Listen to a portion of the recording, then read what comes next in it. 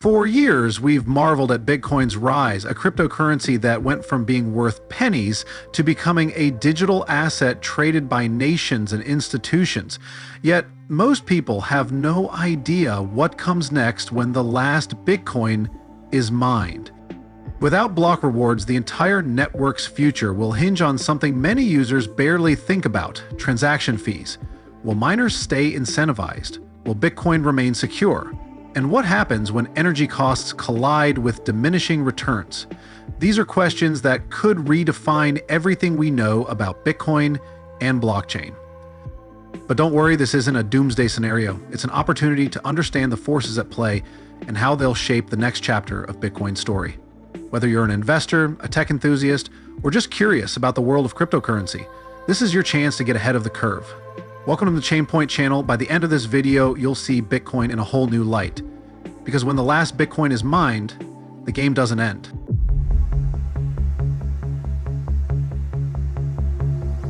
But before we continue our talk, don't forget to hit the subscribe button to stay tuned to what is happening in the crypto world. And remember, everything we say here is not an investment advice. Always invest wisely. Let's get started. Bitcoin mining might sound like digital wizardry, but at its core, it's the backbone of the entire cryptocurrency ecosystem.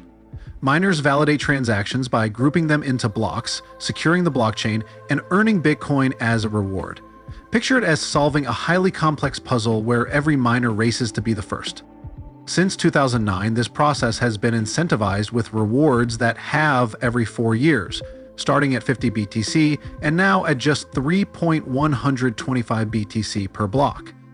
This halving mechanism isn't just a fun math trick.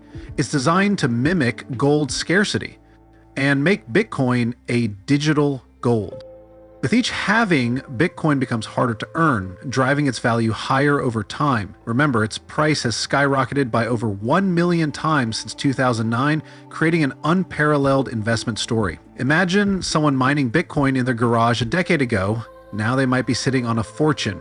However, this increasing scarcity comes with challenges, especially for miners struggling with rising costs and reduced rewards. It's a delicate dance of technology, economics, and raw perseverance. Interestingly, mining isn't just about earning Bitcoin. It's a security system for the blockchain. The computing power miners contribute, known as the hash rate, ensures the network remains resistant to attacks. Yet, as rewards diminish, transaction fees will have to pick up the slack to keep miners incentivized. By 2140, when the last Bitcoin is mined, miners will depend entirely on these fees, making today's decisions pivotal for the future. This transition already sparks debates about the sustainability of mining economics.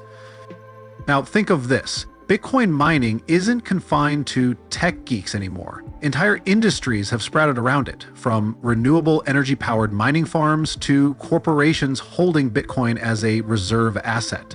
This innovation signals a shift, yet it raises a critical question. How will mining adapt to a world with no new Bitcoins left to mint? The economic dynamics of Bitcoin are nothing short of revolutionary. Its finite supply, capped at 21 million coins, sets it apart from fiat currencies that can be printed endlessly. As Bitcoin's supply diminishes and demand continues to grow, its value has surged exponentially. Think about it. A single Bitcoin was worth mere cents in 2009, and today it's a global asset trading in the tens of thousands. This phenomenon is why many consider Bitcoin not just a cryptocurrency, but a groundbreaking store of value. This deflationary nature creates a perfect storm for price appreciation. As more people and institutions adopt Bitcoin, the demand rises while the supply gets tighter with every halving. Imagine a scenario where Bitcoin achieves parity with gold's 18 trillion market cap. Each BTC could be worth $1 million. For many, this isn't just speculation. It's a bet on Bitcoin's growing relevance as a hedge against inflation and a tool for financial freedom. Now let's consider adoption on a larger scale. Institutions like Tesla and MicroStrategy have already jumped on the Bitcoin bandwagon. But what about entire nations? Countries experiencing hyperinflation or seeking financial autonomy are exploring Bitcoin as a solution. For example, El Salvador made Bitcoin legal tender, a bold move that demonstrates its potential to reshape economies. These developments point to a future where Bitcoin isn't just an asset, it's a global currency. Bitcoin's price is influenced by geopolitical dynamics, technological advancements, and regulatory frameworks. With the 2028 halving on the horizon, miners will face increasing pressure for profitability. Will Bitcoin's adoption continue to outpace its hurdles, driving its price to unimaginable heights, or will these challenges reshape the narrative altogether? Let's dive deeper. When you think of Bitcoin, you might picture tech-savvy individuals or innovative companies, but did you know entire nations are beginning to harness the power of this cryptocurrency? Countries like Russia and Iran are reportedly using Bitcoin for international trade, bypassing traditional financial systems. Take Iran, for example. Faced with strict international sanctions, it's turned to Bitcoin mining as a way to generate revenue and facilitate trade. Similarly, Russia has explored Bitcoin as an alternative payment system. Even China, despite its regulatory crackdowns, still accounts for an estimated 60% of global Bitcoin mining. This shows how deeply entrenched Bitcoin has become, even in regions with complex relationships to its use. What makes Bitcoin so attractive for these nations is its decentralized nature. Unlike fiat currencies tied to specific governments or central banks, Bitcoin operates on a global, neutral blockchain. This independence is invaluable for countries seeking alternatives to dollar-dominated trade. However, critics argue that Bitcoin's use in such contexts could undermine traditional financial stability, while others see it as a step toward a more equitable system. These geopolitical dynamics create a fascinating backdrop for Bitcoin's evolution. How will its role expand as nations and institutions grapple with its disruptive potential? The answers lie in the interplay of technology, politics, and opportunity. Bitcoin's technological backbone is nothing short of genius. At its core, it's designed to be secure, neutral, and incredibly resilient. This is thanks to miners and nodes that work in tandem to validate transactions and maintain the blockchain. Think of miners as the guardians of the network, ensuring that every transaction is legitimate.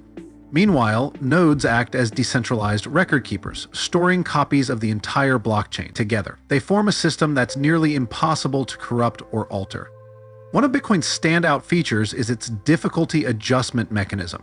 Every 2 weeks, the network recalibrates the mining difficulty to ensure that a new block is added roughly every 10 minutes, no matter how much computing power is at play. This self-regulating system is what keeps the network consistent and reliable. However, it's a double-edged sword. If mining becomes unprofitable, some miners may drop out, potentially destabilizing the network. This delicate balance makes technological innovation in mining more critical than ever. Over time, the network security has become synonymous with its hash rate, the total computational power miners contribute. A high hash rate means a more secure network, as it becomes exceedingly difficult for bad actors to execute a 51% attack. In 2023, Bitcoin's hash rate hit an all-time high, showcasing the network's robustness.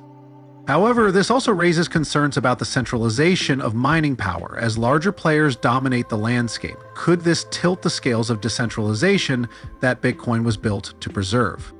And what's fascinating is how these technological safeguards have stood the test of time, but the challenges are evolving. As rewards diminish and transaction fees take center stage, will miners continue to uphold the network's security, or will alternative mechanisms need to emerge? The answers may lie in how the community adapts to these shifting dynamics, paving the way for more sustainable solutions. Bitcoin mining often gets a bad rap for its energy consumption, but the reality is more nuanced. Yes, mining requires significant electricity, but it also incentivizes innovation in energy use. Many operations now focus on tapping into renewable sources or utilizing surplus energy that would otherwise go to waste. For instance, some mining farms in Iceland run entirely on geothermal and hydroelectric power, showcasing how mining can align with sustainability goals. But the costs of mining vary widely depending on geography and energy efficiency. In regions like China or Russia, access to cheap electricity keeps production costs lower, estimated between $7,000 and $90,000 per Bitcoin. However, as halvings reduce rewards, miners face increasing pressure to optimize. By 2028, mining costs could double, necessitating a Bitcoin price above $140,000 for profitability. This creates a compelling incentive to integrate more cost-efficient and eco-friendly energy solutions. What's particularly exciting is the rise of green mining. Companies like CleanSpark and Iris Energy are leading the charge, leveraging renewable energy to power their operations. This shift not only helps reduce Bitcoin's carbon footprint, but also reshapes the narrative around cryptocurrency's environmental impact. Imagine a future where Bitcoin mining accelerates global investment in renewable energy, turning a perceived problem into an opportunity for change. Still, the path isn't without challenges. Critics point to regions where coal-powered mining dominates, arguing that these practices undermine global climate goals. Yet Bitcoin's decentralized nature allows for innovation to flourish in pockets around the world. As the industry evolves, will green mining become the norm, or will old habits persist? The year 2140 might feel like a distant sci-fi movie, but for Bitcoin, it represents a pivotal moment in its journey. By then, all 21 million Bitcoins will have been mined, marking the end of block rewards for miners. At this point, the network's security will rely solely on transaction fees. This shift isn't just a technical adjustment, it's a fundamental transformation of how Bitcoin operates. The big question is, will the fee-based model sustain the same level of security that block rewards have provided? Today, transaction fees play a secondary role, accounting for less than 10% of miner revenue. But as block rewards dwindle, these fees will need to rise substantially to keep miners incentivized. Picture a future where fees reach multi-million-dollar levels per block, driven by an active and robust network. For users, this might mean prioritizing transactions by adding higher fees, especially during periods of high activity. It's a delicate balancing act between affordability and sustainability. The post-2140 era will test Bitcoin's decentralized ethos like never before. With miners depending entirely on fees, their decisions might influence how accessible the network remains for everyday users. For instance, if fees become prohibitively high, smaller transactions could migrate to second-layer solutions like the Lightning Network. This interplay between on-chain and off-chain activities will shape the future of Bitcoin's usability and inclusivity. What's intriguing is that this isn't just about numbers or algorithms, it's about trust and adaptability. Will miners continue to support the network when rewards vanish, or will the economic incentives fall short? The answer lies in how the community prepares for this future, exploring innovative ways to balance security, scalability, and accessibility. In Bitcoin's early days, transaction fees were barely noticeable, a small afterthought to the hefty block rewards miners earned.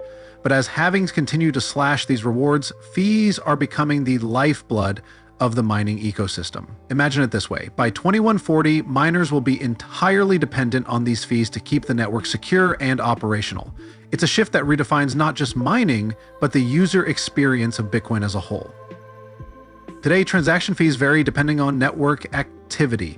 When demand spikes, such as during a bull market or significant event, fees can soar, sometimes reaching hundreds of dollars per transaction. This dynamic ensures that only those willing to pay higher fees have their transactions prioritized, creating an auction-like system. While this incentivizes miners, it also raises questions about affordability for smaller users. Will Bitcoin remain accessible, or will it become the playground of whales and institutions? What's fascinating is how this shift is sparking innovation. Layer 2 solutions, like the Lightning Network, aim to address scalability issues by moving smaller transactions off-chain, reducing congestion and costs. For instance, using Lightning, you can send Bitcoin for a fraction of a penny, making it ideal for everyday purchases or microtransactions. This balance between on-chain and off-chain activities is crucial for Bitcoin's long-term sustainability. Yet, as fees take center stage, the network's inclusivity faces a challenge. Will everyday users adapt to higher fees, or will they rely entirely on second-layer solutions? And what about miners? Will the fee-driven economy provide enough incentive to maintain the network's unparalleled security? These are the questions shaping Bitcoin's future, with every transaction paving the way for what comes next. When Bitcoin first emerged, it was hailed as the future of digital payments, but its scalability challenges quickly became apparent.